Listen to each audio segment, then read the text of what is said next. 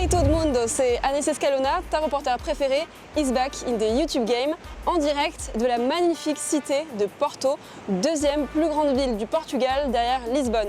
Et dans cette vidéo, on va découvrir ensemble la capitale du Nord, comme on la surnomme, mais aussi les villes alentours. Si tu veux avoir un bel aperçu de la région du nord du Portugal, l'aventure commence maintenant.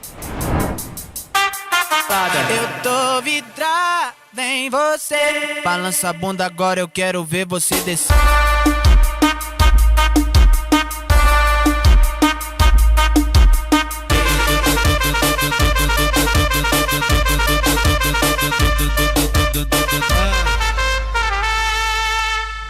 On commence par le symbole de la ville, le Ponte Luís, qui a été construit par un disciple de Gustave Eiffel et il permettait de désengorger le trafic routier à Porto vers la fin du 19e siècle. Bon, là il fait un peu gris, mais je peux vous assurer que depuis le haut du pont et pendant le coucher de soleil, vous avez la vue la plus belle de Porto. Ici, on se trouve dans le quartier de Ribeira, c'est le quartier historique de Porto et il a été classé au patrimoine mondial de l'UNESCO depuis 1996. Donc là, il faut vraiment déambuler, se perdre dans les ruelles médiévales et observer toutes les couleurs des petites maisons avec notamment des azulejos. 85 anos. Wow, bravissimo. Juste derrière moi, c'est la Tour d'Éclair, l'un des monuments les plus visités du pays et le plus haut clocher du Portugal. Il faut vraiment venir ici, monter les 200 marches, c'est ce qu'on va faire, pour observer le panorama à 360 degrés de la ville. Allez.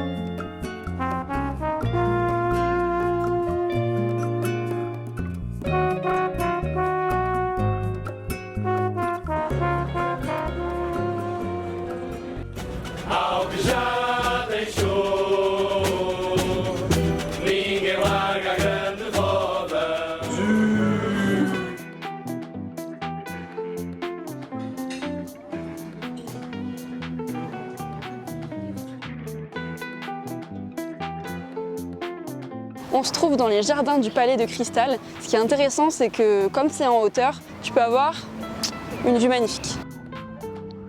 Les jardins du Palais de Cristal, ça a été mon coup de cœur de Porto. C'est hyper romantique et c'est une oasis de verdure en plein centre-ville. Franchement, allez-y les yeux fermés. Quand on voyage, il faut toujours tester les spécialités locales. Seul problème, je suis en transition pour être végétarienne et la spécialité là-bas, c'est la francesinha. Dans le sandwich, il y a saucisse portugaise, jambon, viande de bœuf, fromage fondu avec une sauce tomate à la bière et au piment. Franchement... Yeah. Nous voici dans le quartier balnéaire de Porto, Foz. Ici, on se trouve à l'embouchure du Douro, c'est-à-dire que le fleuve se jette dans l'océan Atlantique, c'est assez unique. L'idée, c'est de louer un vélo électrique, par exemple, c'est ce que j'ai fait aujourd'hui, regardez. Pour 30 €, vous longez le fleuve et vous arrivez juste ici. Is live? Sim.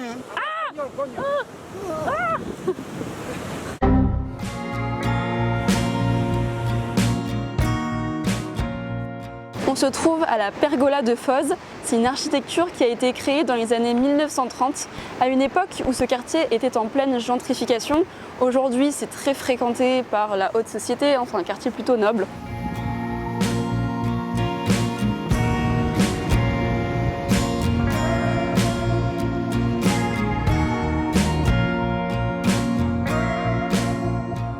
Il y a plein de gens qui voyagent en mode solo.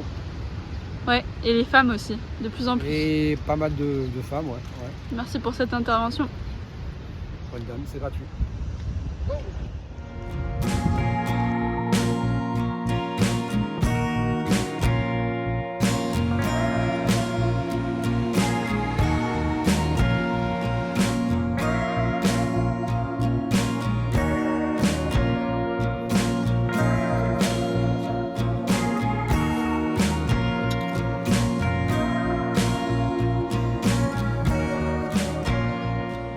But imagine you have a tawny from 1980 here. The winemaker takes a little bit from each and mixes, okay? Okay, let's go. Vas-y, fais-nous une démo de dégustation de Porto. D'abord, ressentir le nez, les fragrances, la couleur. Une couleur, on voit que c'est un Porto qui a à peu près 7 ans d'âge, puisqu'il a une couleur blanche mais ambrée. Donc là, il faut le boire. Bon, un peu sucré, mais très bon. Up to the sky, up and down. Oh putain, je suis bourrée là. On vient tout juste de sortir de Porto où l'on fabrique. On se trouve sur l'autre rive du Douro par rapport à Ribeira où on avait été.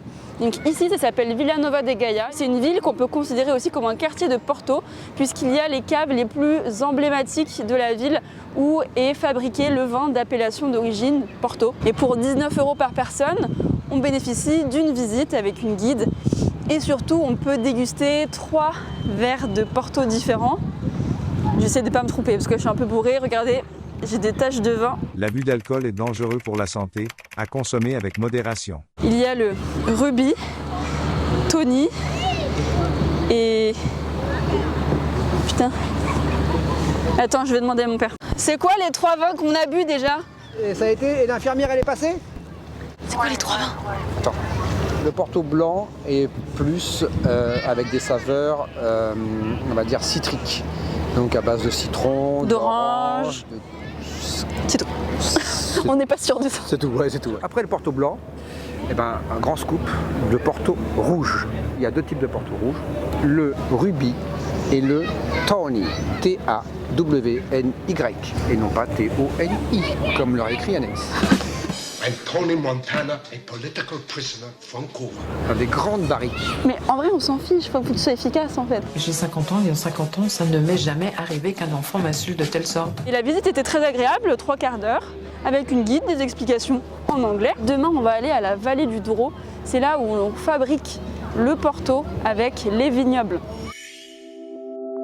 1h30 de voiture pour arriver enfin dans la vallée, lieu unique où l'on fabrique le fameux vin de Porto. Et cette visite complète celle que l'on a pu faire hier chez notre ami Adriano Ramos Pinto. Ce qui est intéressant, c'est que cette vallée a été façonnée par l'homme sur 250 000 hectares au total.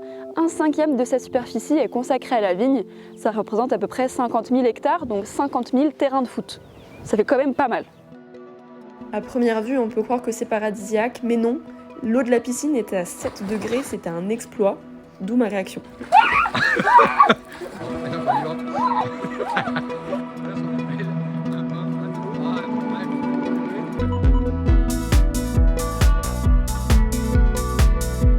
Ce que vous savez pas, c'est que j'ai eu un œdème à l'œil à cause de cette histoire, donc mettez un pouce en l'air pour donner de la force, s'il vous plaît. Tu fais quoi? Arrête-toi, t'es ouf, voilà.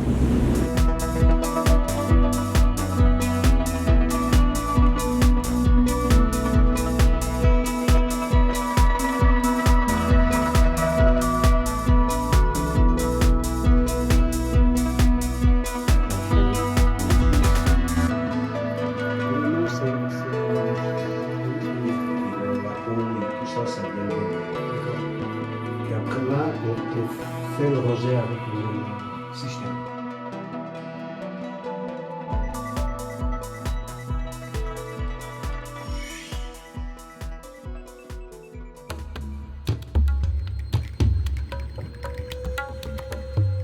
Bienvenue dans l'unique parc national du Portugal, Peneda Gerês.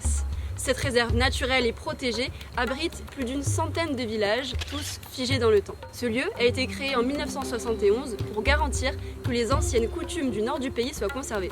Vous en pensez quoi? Moi je trouve que c'est plutôt bien réussi.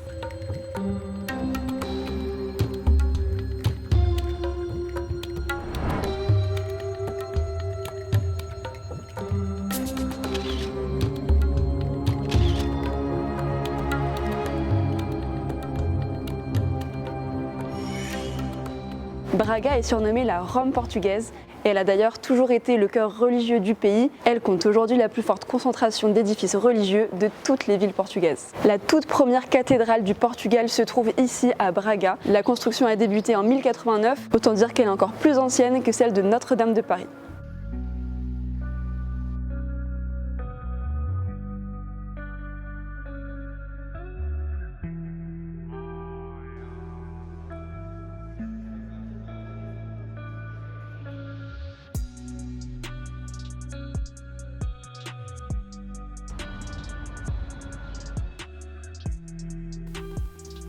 Braga est la troisième plus grande ville du Portugal après Lisbonne et Porto, et elle possède le monument le plus impressionnant du pays.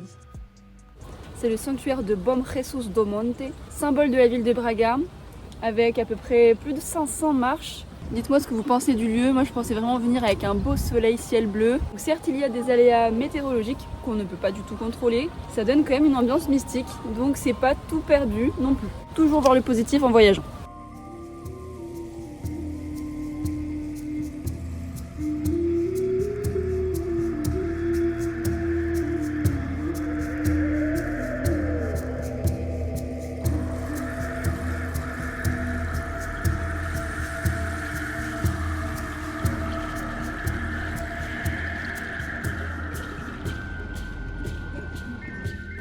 Verdict, je trouve que cette ville n'a rien à envier à Lisbonne, surtout avec les vues qu'elle peut offrir, l'océan tout proche, l'ambiance très chill, agréable, ambiance de village, et le fait qu'il y ait pas mal de surfeurs, on va pas se cacher, c'est un bon avantage. N'hésite pas à me dire dans les commentaires ce que toi tu en penses, si tu as préféré Porto, Lisbonne ou peut-être une autre ville du Portugal, ça m'intéresse. Sur ce, amigos, on se retrouve pour une nouvelle destination, peut-être dans le sud du Portugal cette fois, ça m'attire vachement, notamment Faro. Si vous avez déjà des petits conseils à me donner, dites-le moi sur Instagram ou dans les commentaires.